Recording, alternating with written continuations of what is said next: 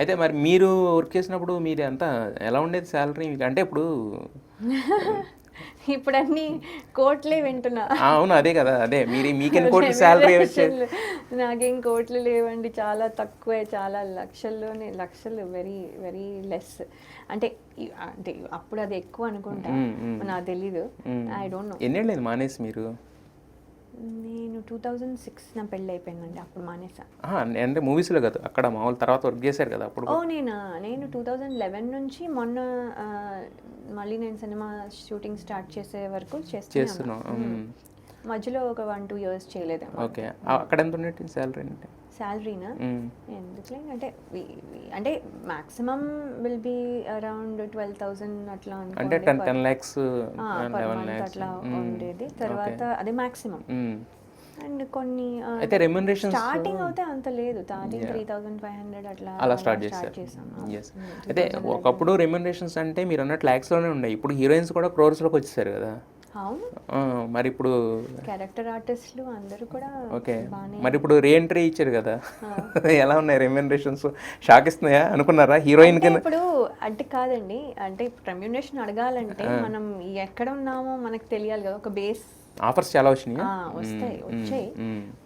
వస్తాయి ఆబ్వియస్లీ వస్తాయి. కానీ ఏంటంటే మనము అన్నీ చేసేయకూడదు అని, అంటే క్యాలిక్యులేటెడ్గా స్టెప్ వేస్తే ఇంకా అదే పాత్లో వెళ్ళొచ్చు అని. ఒక పాత్ సెట్ చేసుకుని ఈ పాత్లో ఈ క్యారెక్టర్స్కి ఇలా ఈవిడైతే బాగుంటారు అని ఒకటి సెట్ అయ్యే వరకు కొంచెం చూజీగా ఉండాలి, కొంచెం తొందర పడద్దు అని అనుకుంటున్నాను. ఎందుకంటే 3 నంది అవార్డులు అందుకున్న ఆర్టిస్టులు ఎంతమంది ఉన్నారండి, హీరోయిన్స్ అందులోను. సో మీరు ఫస్ట్ సినిమా, దాని తర్వాత వరుసగా 2 సార్లు 2 నంది అవార్డులు. మీ మనోహరం సినిమా అంతా కూడా రిలేటెడ్ టు దానికి తగ్గట్టు ఉంటుంది కదా. స్కూల్ చేతకు తోలడం ఇవన్నీ ఉంటాయి కదా. సో అవన్నీ సినిమా కోసం నేర్చుకున్నారా లేదంటే? గుణశేఖర్ గారు హోంవర్క్ ఇచ్చేవాళ్ళు. ఇది అయిపోతే నెక్స్ట్ సీన్ ఏంటి, నెక్స్ట్ దానికి ఏంటి, ఏం ప్రిపేర్ అవ్వాలి అన్నీ ముందే చెప్పేవాళ్ళు. బికాజ్ అక్కడికి వచ్చి చేసే అది అక్కడ ప్రాక్టీస్ చేసేది కాదు. సో విజయవాడకి వెళ్ళి మళ్ళీ ఆ షెడ్యూల్ అయిపోయిన తర్వాత విజయవాడకి వెళ్ళి అక్కడ ప్రాక్టీస్ చేసుకుని, ఆ సినిమాలో కూడా అమ్మాయి చదువుకుంటాను అంటుంది క్యారెక్టర్. రియల్ లైఫ్ కూడా అదే ఆయన అనేవాళ్ళు అనమాట. ఏంటి ఇంత ఈ అమ్మాయిని ఎక్కడి నుంచి సిమిలారిటీ. బికాజ్ అప్పుడు నేను ఇంజనీరింగ్ ఫస్ట్ ఇయర్కి వెళ్తూ ఉన్నాను షూటింగ్ అప్పుడు. సో కంప్లీట్ చేయలేదులేండి, బట్ ఎంసీఏ చేశాను.